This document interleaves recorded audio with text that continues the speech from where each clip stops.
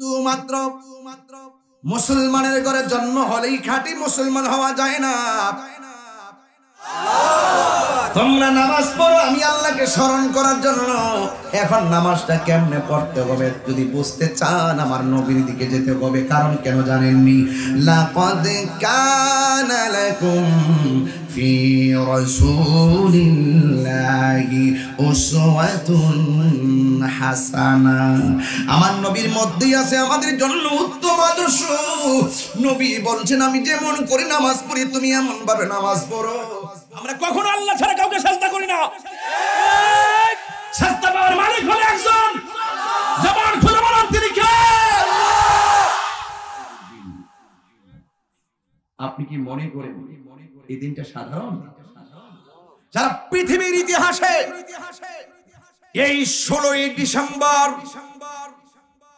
7ই March Bangabandhu Sheikh Mujibur রহমানের জ্বালাময়ী বক্তব্যটা এতই ঝাঁঝালো ছিল, সেই পাকিস্তানি হানাদার বাহিনীদের সামনে লাঠি নিয়ে নেমে গিয়ে বাংলাদেশের দামাল ছেলেরা মুক্তিযুদ্ধ করে, সেই বুদ্ধিজীবীরা, সেই জীবন দেনওয়ালারা রক্ত দিয়ে সেই সবুজ গাছকে রক্তে রঞ্জিত করে এই বিজয় দিবসে এমন একটি দিন উপহার পেয়েছে যারা বিশ্বের মধ্যে বাংলাদেশ নামে একটি মানচিত্র ভূখণ্ড স্বাধীনতা লাভ করেছে। কথা বলেন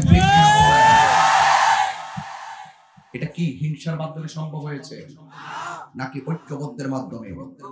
দেশ স্বাধীন হয়েছে, আমরা কি স্বাধীন হতে পেরেছি? দেশ স্বাধীন হয়েছে, মুক্তিযোদ্ধাদের স্বপ্ন এখন অনেক বাকি রয়ে গেছে।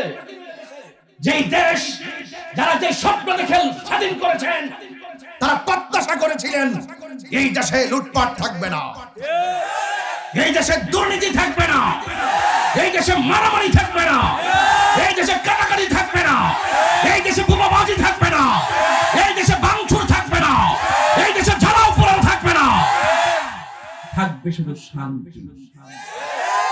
এখন শান্তি আনতে গেলে কি করতে হবে আপনাকে জানতে হবে। শান্তি আনতে গেলে আপনাকে ঐক্যবদ্ধভাবে একটা মিশন তৈরি করতে হবে। কথা বলেন ঠিক না? তাইলে আপনি দেশ বুঝবেন, রাষ্ট্র বুঝবেন, বক্তা বুঝবেন, মসজিদ বুঝবেন, মাদ্রাসা বুঝবেন, কবরস্থান বুঝবেন, গুরুস্থান বুঝবেন, নিজের জায়গা বুঝবেন, আকিদাত বুঝবেন। আর না হলে বুঝবেন না, পৃথিবীটা মনে হবে একটা নতুন জায়গা। আমি আপনাকে ওই সময়টাকে ভূমিকায় যে ঘটনার অবতরণ আপনারা আমার সামনে ঘটেছেন, এটা আমি অত্যন্ত মর্মাহত হয়েছি। আমি কি আপনাদেরকে বোঝাতে পারছি দেশটা কি কারো একলা না? দেশটা কার? দেশটা কার? সবার। দেশটা কার? সবার। কথা বলেন ঠিক কিনা বলেন? দেশটা সবার হলে সবার সুখ দুঃখ আমরা জানতে হবে। হুব্বুল ওয়াতানি মিনাল ঈমান। আমার ওয়াজের বিষয় হলো আমার নবীর হিজরত। নবী কি এমনি হিজরত করেছেন? এমনি হিজরত করেছেন? হিজরত করেছেন, হুকুম দিয়েছেন কে? আল্লাহ। ওয়া মা ইয়ানতিকু আনিল হাওয়া। আল্লাহু আকবার। ইন হুয়া ইল্লা ওয়াহয়ুন ইউহা।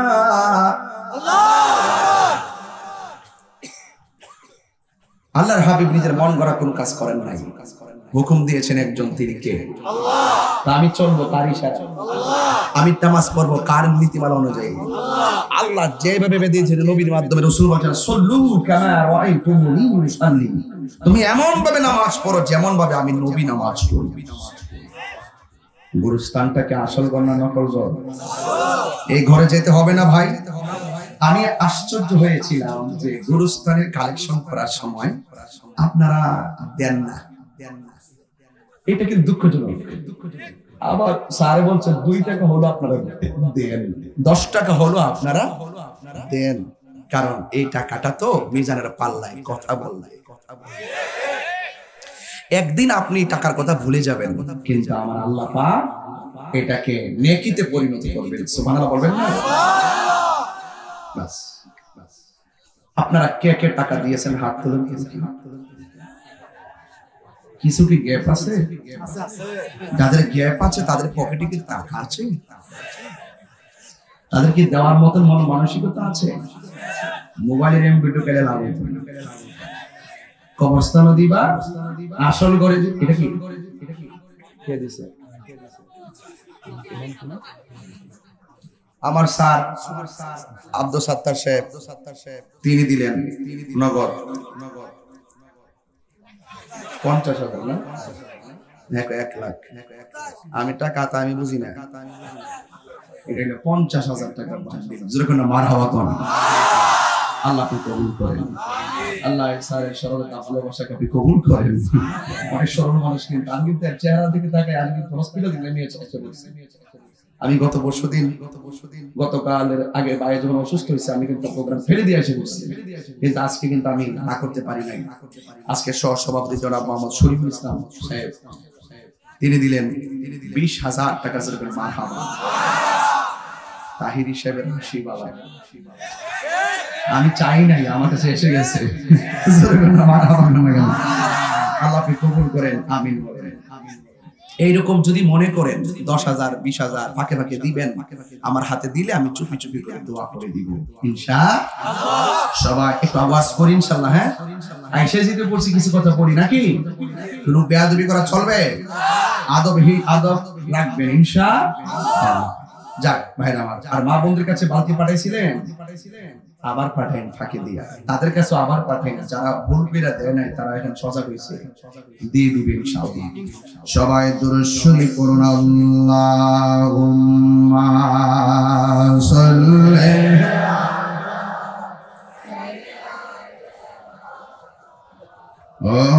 আলা মুহাম্মদ ওয়া আলা আলি সাইয়্যিদিনা।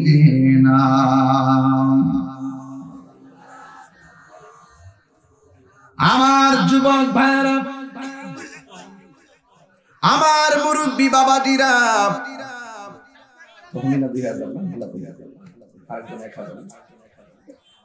আল্লাহ রাব্বুল আলামিন কোরআনুল কারীমের মধ্যে সুন্দর করে বলে দিয়েছেন, ইয়া আইয়ুহাল্লাযীনা আমানু দুখুলু ফিস-সিলমি কাফা।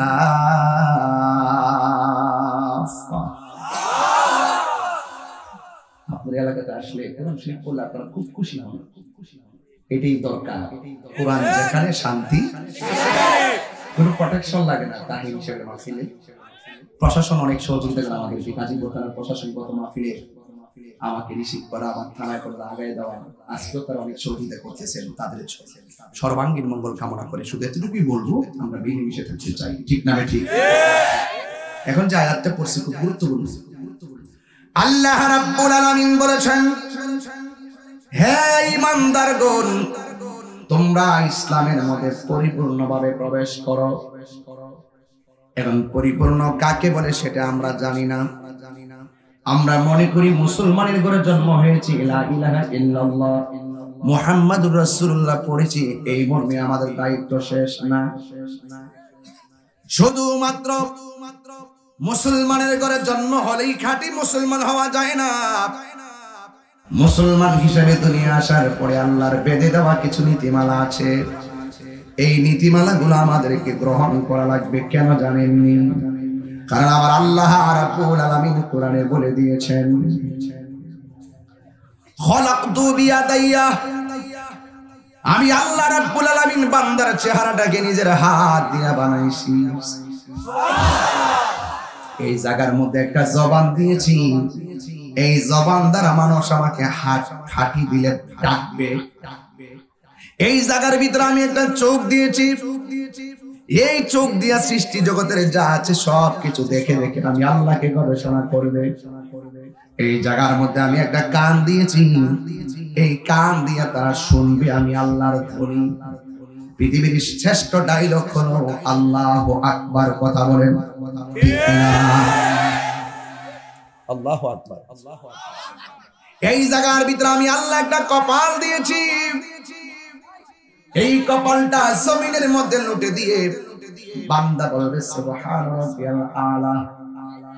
যেই মাত্র কপালটা ঠেকায়া দিবে, আমি আল্লাহ রাব্বুল আলামিন তার জীবনের গুনাহগুলো মাফ করে দিব। বান্দা মুখ দিয়ে আল্লাহকে ডাকবে, আল্লাহর সঙ্গে নাফরমানি করবে না।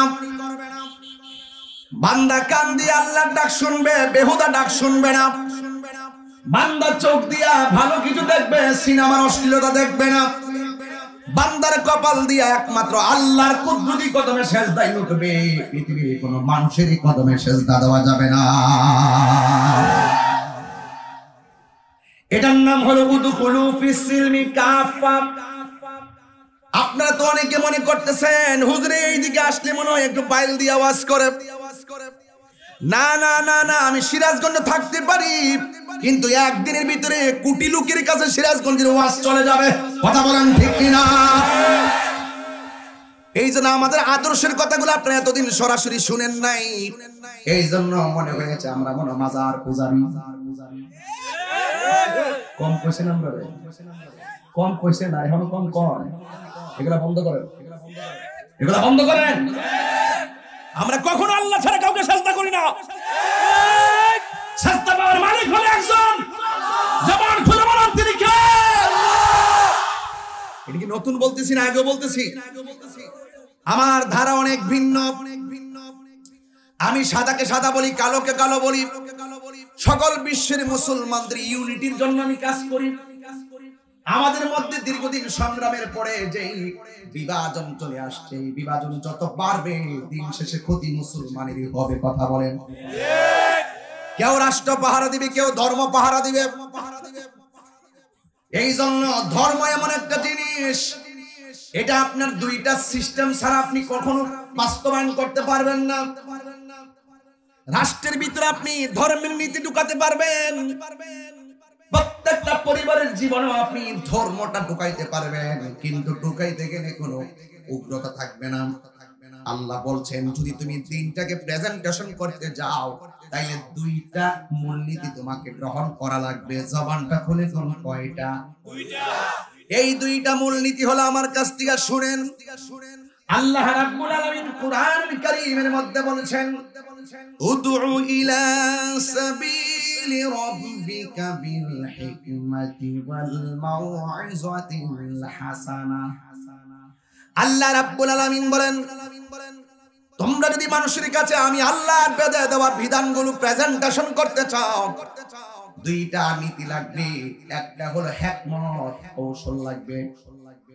দেখেন আমি কত কৌশল করে আপনাদেরকে সরল সরল ভাষায় কথাগুলো এখন বোঝাইতেছি। এই কথাগুলো কখনো আমাদের মধ্যে বলার হিম্মত কেউ রাখে নাই। ওরা মনে করতে যে আমি যদি আমার আদর্শের কথা বলি মনে হয় যেন কেউ আমারে ধরে মেরে ফেলবে। অথচ সেইগুলোর বিষয় নিয়ে আপনাদের মনের ভিতরে কুটিলতা আছে, সেই বিষয়গুলো আমি আপনাদের সামনে তুলে ধরতেছি। আমার বাবার বেদে দেওয়া বাপ দাদার নিজের মন গড়া কথা দিয়ে বাঁধতেছি না, আমি দলিল দ্বারা বাঁধতেছি। পৃথিবীর কেউ তার বিরোধিতা করার অধিকার না। কথা যদি সত্য হয় আপনি কি ফেলে দিতে পারবেন? এই জন্য আপনাকে হিকমত লাগবে। জোর কইরা কাউকে বোঝাতে গেলে টিউবওয়েলের নাট বেশি ডাক দিলে ফেস কেটে দেয়। মানুষকে যদি আপনি কঠিন ভাষা বইলা সত্যটা বুঝাইতে চাইবেন ততই মানুষটা আপনার কাছ থেকে দূরে চলে যাবে। এই জন্য আপনাকে এমন ভাবে দিন বুঝাইতে হবে যেন মাস্টার্স পাস যে সেও বুঝতে পারে, আবার রাস্তার রিকশাওয়ালাও সেটা বুঝতে পারে। কথা বলেন। ইসলাম তো কঠিন না, আবার ইসলাম কঠিন। এটা কঠিন না আবার কঠিন। কথা বলেন ঠিক কি না? আর একটা মূলনীতি হলো ওয়াল মাউইযাতিল হাসানা। সুন্দর কথার দ্বারা মানুষকে হকের দাওয়াত দিতে হবে, কোনো রাগ করে দাওয়াত দেওয়া যাবে না। এই জন্য আমার নবী আপনার নবী রাহমাতুল লিল আলামিন যখন কাফেরের সামনে সুন্দর ব্যবহার করতেন, অসংখ্য কাফের যাদের কপালে হেদায়েত লেখা আছে তারা কালিমা পয়রা নবীর কাছে মুসলমান হয়ে গেছে। আর বড় করে বলেন না সুবহানাল্লাহ। আর যার কপালের মধ্যে হেদায়েত নাই আল্লাহ বলছেন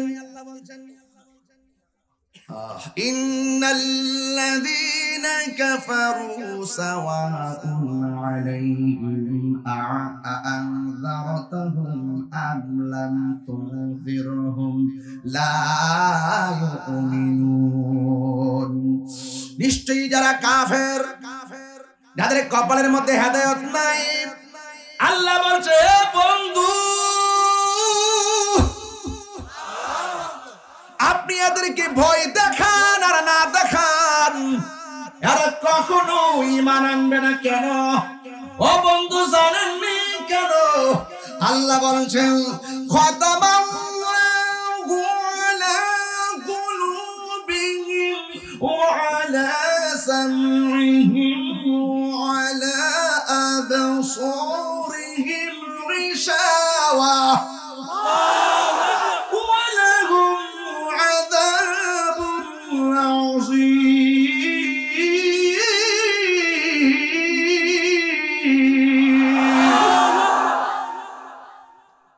আল্লাহ বলে বন্ধু গো আমি আল্লাহ যার কলবের মধ্যে মোহর মেরে দিয়েছি, আমি আল্লাহ যার চোখের মধ্যে আবরণ ফেলে দিয়েছি, যার কানের মধ্যে পর্দা ফেলে দিয়েছি, আপনি এদেরকে ভয় দেখান আর না দেখান, এরা কখনো ঈমান আনবে না। আমি আল্লাহ তাদের জন্য জাহান্নামের বড় শাস্তির ব্যবস্থা রেখে দিয়েছি। আল্লাহু আকবার কেন? ইয়া রাসূলুল্লাহ দেখবেন কাফের যেমন আছে মুনাফিকও আছে, আছে কি না? আল্লাহ বলেন ওয়া মিনান নাসি মান ইয়াকুলু আমান্না। ও বন্ধু মানুষের মধ্যে এমন কিছু লোক আছে গো যারা আপনার সামনে আইসা বলবে ইয়া রাসূলুল্লাহ আমরা আল্লাহর উপরে ঈমান এনেছি। আল্লাহ বলে মানুষের মধ্যে এমন কিছু লোক আছে যারা বলবে ওয়া বিল ইয়াউমিল আখির, আখিরাতের প্রতি ঈমান এনেছি। আল্লাহ বলেন বন্ধু আমি আল্লাহরে মানলে মুমিন না, আমার আখিরাতকে বিশ্বাস করলে মুমিন না। আমি বলি না, আমার আল্লাহ কয় ওয়া মা হুম বিমুমিনিন, যারা বলতেছে আমি আল্লাহকে ভালোবাসে আর আখিরাতকে বিশ্বাস করে এরা আসলে ঈমানদার নয়। কারণ এর দ্বারা প্রমাণ হয়ে যায় আল্লাহ মানা নবী মানা নয়, নবী মানলেই আল্লাহ মানা হয়। কথা বলেন আরে হাত তুলে বলেন ঠিক না বলেন? হ্যাঁ আমার আল্লাহ বলছেন আকিমিস সালাতা লিযিকরি, তোমরা নামাজ পড়ো আমি আল্লাহকে স্মরণ করার জন্য। এখন নামাজটা কেমনে পড়তে হবে যদি বুঝতে চান আমার নবীর দিকে যেতে হবে। কারণ কেন জানেননি? লাকাদ কানা লাকুম ফি রাসূলিল্লাহি উসওয়াতুন হাসানা, আমার নবীর মধ্যেই আছে আমাদের জন্য উত্তম আদর্শ। নবী বলছেন আমি যেমন করে নামাজ পড়ি তুমি এমন ভাবে নামাজ পড়ো। এই যুবকের দল আমরা নামাজ পড়তে জানি না, আমরা নামাজ পড়লে লাভ হইব কি? আমাদের জবান থেকে মিথ্যা কথা দূর হয় নাই। নামাজ পড়লে লাভ হবে কি? অন্তর থেকে মুনাফিকি দূর হয় নাই। নামাজ পড়লে লাভ হবে কি? হালাল খাইতে আমরা জানি না। নামাজ পড়লে লাভ হবে কি? মা বাবার মনে কষ্ট দিতে ভাবি না। নামাজ পড়লে লাভ হবে কি? হারাম খাইতে আমরা কুণ্ঠাবোধ করি না। এই জন্য আমার আল্লাহ রাব্বুল আলামিন কুরআনে বলছেন ইয়া আইয়ুহাল্লাযীনা আমানু দুখুলু ফিস-সিলমি কাফা।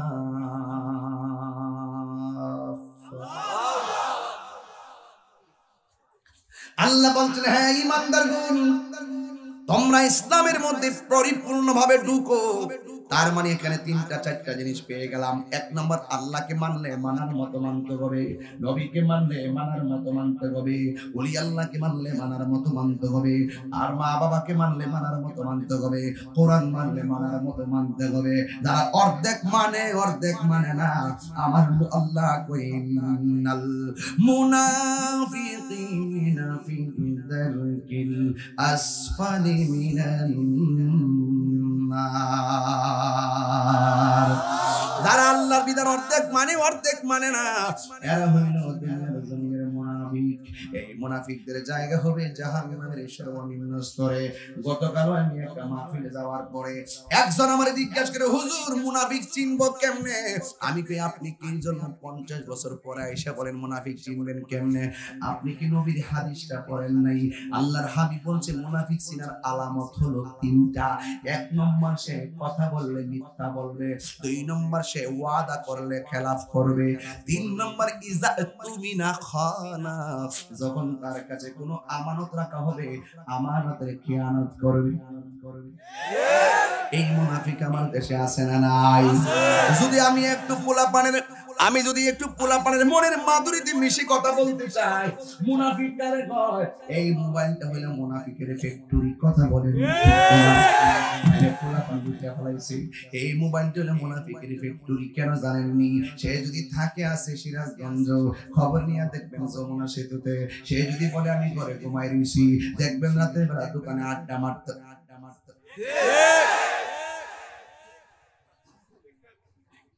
জ্বালাও জ্বালাও আগুন জ্বালাও, মুনাফিকের রাস্তা নাই। আল্লাহ রাসূল বলে রেখেছে মুনাফিকদের জায়গা নাই। গেলাম না, গরম হয়ে যাবে, এত গরম মাছ করতে পারতাম না। তবে আপনি যাই বলেন, আমি মুনাফিক দেখতে পারি না। কাফেরের চাইতে মুনাফিক আরো খারাপ। কথা বলেন, কাফেরের চাইতে মুনাফিক আরো খারাপ। কারণ কাফেররা স্পষ্ট, মুনাফিক গোপন। ওরা আপনার লগে মিশবে, আপনার সঙ্গে খাইবে, আপনার সঙ্গে ফিরবে। আপনি 10,000 টাকার জায়গায় 10 লক্ষ টাকা কন্ট্রাক্ট করেন, দেখবেন রাতের অন্ধকারে আপনাকে মেরে বস্তায় ভরে নদীতে ভাসিয়ে দিবে। কথা বলেন ঠিক কিনা? সাবধান থাকতে হবে। আর নির্বাচনে গেছে না, মুনাফিকের জোয়ার।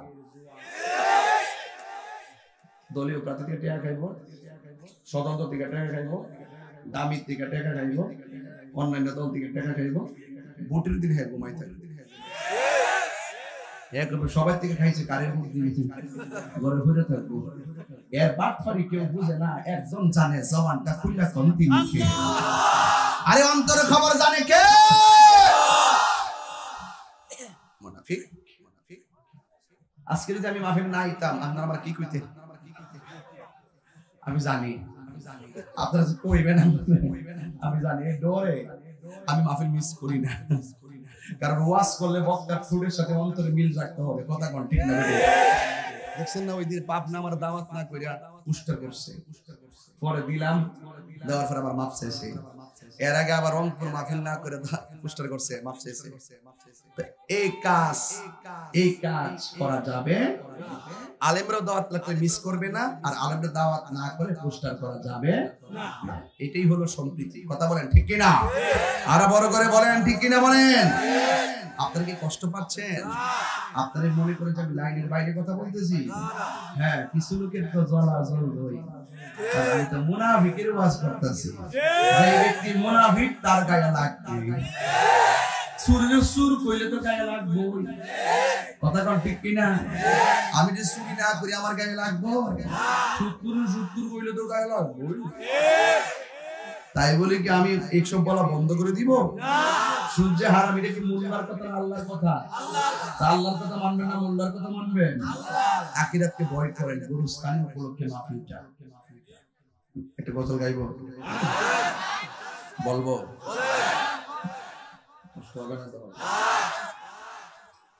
গুরুস্থানের একটু মাটি বায়না করে রাখে রে, এখনই তোর আসতে পারে চলে যাওয়ার ডাক।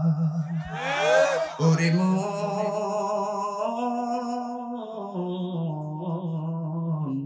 গুরুস্থানের একটু মাটি বায়না করে রাখে রে, এখনই তোর আসতে পারে চলে যাওয়ার ডাক। কাঁদিস না মন শিশুর মতো, এমনই তো হয়। এই তো জীবন অন্যের দেয়া, তোর তো জীবন নয় রে, তোর তো জীবন নয়। কাঁদিস না মন শিশুর মতো, এমনই তো হয়। এই তো জীবন অন্যের দেয়া, তোর তো জীবন নয় রে, তোর তো জীবন নয়। খাঁচার ভিতর প্রাণের ময়না, চিরদিন আর আপন রয় না। খাঁচার ভিতর প্রাণের ময়না, চিরদিন আর আপন রয় না। হঠাৎ করে চালিয়ে পালিয়ে যাবে, একটু পেলে ফাঁকি রে। গুরুস্থানের একটু মাটি বায়না করে রাখে রে। এখনই তোর আসতে পারে চলে যাওয়ার ডাক, করে মন গুরুস্থানের একটু মাটি বায়না করে রাখে রে। এখনই তোর আসতে পারে চলে যাওয়ার ডাক। এ বন্ধুরি ছালা ভরার বন্ধুরা রে, আমার গাজীপুরের বাবারা, ও সিরাজগঞ্জের বাবারা, আপনারা দায়িত্বহীন কণ্ঠে বলুন, আমাদের আসল ঘরের নাম কি বিল্ডিং না কবর? এই কবরের খবর নেওয়ার কি আমরা টাইম আছে? দিনের বেলা ঘোরাফেরা করি, রাতের বেলা বিছানায় পড়ি, কিন্তু বাবা যে কবরে, এই খবর আমরা না রাখি। কথা বলেন ঠিক কিনা? এটার নাম কথা নয়। আল্লাহ রাব্বুল আলামিন কোরআনের মধ্যে বলেছেন, হে ঈমানদারগণ, তোমরা ইসলামের মধ্যে পরিপূর্ণভাবে প্রবেশ করো। এখন বলেন, ইসলামটা কি শান্তির ধর্ম না মারামারির ধর্ম? আসলে জোরে গণ, আর বড় করে গণ। এই কবরে যারা চলে গেছে তারা কি ফিরে আসছে? তারা কি ফিরে আসবে? ওই কবরে আমাদের যেতে হবে কি হবে না? কাইফা তাকফুরুনা বিল্লাহি ওয়া কুনতুম আমওয়াতান ফাআহইয়াকুম সুম্মা ইউমীতুকুম সুম্মা ইউহয়ীকুম সুম্মা ইলাইহি তুরজাউন। আল্লাহ রাব্বুল আলামিন বলেন, হে পৃথিবীর মানুষ, তোমরা কিভাবে আমি আল্লাহকে অস্বীকার করছো? তুমি ছিলে মুর্দা, আমি আল্লাহ তোমাকে জীবন দিয়েছি। জীবন দেওয়ার পরে কেউ এমপি হয়েছো, জীবন দেওয়ার পরে আমরা কেউ মন্ত্রী হয়েছি, জীবন দেওয়ার পরে তাহিরি বক্তা হয়েছে, জীবন দেওয়ার পরে ছলা বড় হাজার হাজার মানুষ শ্রোতা হয়ে মাহফিলে এসেছে। যুবকের দল, আল্লাহ রাব্বুল আলামিন কাউকে টিনের ঘরের মালিক বানাইছে, আবার কাউকে বিল্ডিং ঘরের মালিক বানাইছে। আমার আল্লাহ আবার কাউকে মাটির ঘরের মালিক বানাইছে। যে যেই টাকার মালিক হয়েছে, এই টাকাটাই তার কাছে কোটি কোটি সম্পদ মনে হয়। আমার আল্লাহ বলেন, আমি আল্লাহ তোরে সব দেওয়ার পরে একটা থাবা মেরে সব বন্ধ করে দিব। সেই থাবার নাম হইল মৃত্যু নামক থাবা। কথা বলেন ঠিক কিনা? এই এলাকার মধ্যে আজরাইল আসেনি, দেখছেন নি? খেরে এটা নাম হচ্ছে ঈমান। না দেখে বিশ্বাস করেন না, আমি ঈমান। কথা বলেন ঠিক কিনা? আজরাইল আসছে বুঝছি কেমনে?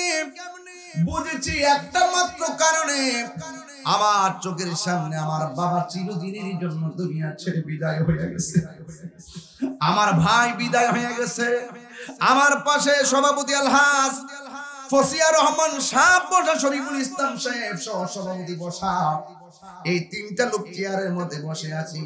এই তিনটা লোকের মধ্য থেকে কোন মানুষটা আগে দুনিয়া থেকে চলে যাব আমরা জানি না। অথচ কেউ এক দুই কেউ সিরিয়ালে পড়ে আছি। হয়তো তিনি এক হবে, নাই তো আমি দুই হব, নাই তো তিনি তিন হবে। কিন্তু আমি যদি জানতাম আমার হায়াতের মাত্র কিছুদিন বাকি আছে, তাইলে আমি কোনোদিন ওয়াজ মাহফিলে আসতাম না, আমি ঘরের ভিতরে সেজদা বাইরা পড়ে থাকতাম। কথা বলেন ঠিক কিনা? এই জন্য আমরা জানি না আল্লাহ রাব্বুল আলামিন বলছেন করে মৃত্যু নামক থাবা মেরে সব ডায়েরি বন্ধ করে দিব। বন্ধুরে আমার, যখন মৃত্যু চলে আসবে ব্যাংকের সিগনেচার গিরি শেষ, যখন মৃত্যু আসবে জমিনের মালিকানা শেষ, যখন মৃত্যু আসবে বাড়ি ঘরের বাহাদুরি শেষ, ক্ষমতার দাম্ভিকতা শেষ। এই বাংলাদেশের সবচাইতে বড় লোকের নাম ছিল জহিরুল ইসলাম, বাজিতপুর বাড়ি। আমি সেই দিন তার এলাকায় গেলাম, যাইয়া হসপিটাল করেছেন, আমি হসপিটালটা দেখেছি। যুবক আমি দেখলাম হসপিটালের মাঠের পাশে একটা কবর। জিজ্ঞাসলাম কবরটা কার? তিনি বললেন এই কবরটা হলো বাংলাদেশের 10 জন ধনীর মধ্যে 1 নম্বর ধনী জহিরুল ইসলামের কবর। আমি তখন মনে মনে আই থিংক অ্যাবাউট মাইসেলফ, আমি আমার জীবন নিয়ে চিন্তা করছিলাম। এ বন্ধুরে কি চিন্তা করছি জানেন? আমি রাস্তার একটা রিকশাওয়ালা যে ঘরের মধ্যে শুইবে, আর কোটি কোটি বিলিয়ন টাকার মালিক আমার আল্লাহ সেই মাটির ঘরে নিয়ে পৌঁছাবে। কথা বলেন ঠিক কিনা? এই জন্য সব মানুষ এক জায়গায় গিয়া চলে যেতে হবে। এই গুরুস্থানটা দেখতে বড় মায়া লাগছে। গুরুস্থানটা বুকের মধ্যে লইয়া যদি কবরবাসীর স্মরণে আমি কিছু কথা না বলি, আমার হক আদায় হবে না। এই জন্য আমি বলে দিয়া যাই, আমার নবী আপনার নবী বলেছেন এই কবরটা জান্নাতের বাগান, আবার এই কবরটা হলো জাহান্নামের গর্ত। এই জাহান্নামের জান্নাতের বাগান যদি হয় কবর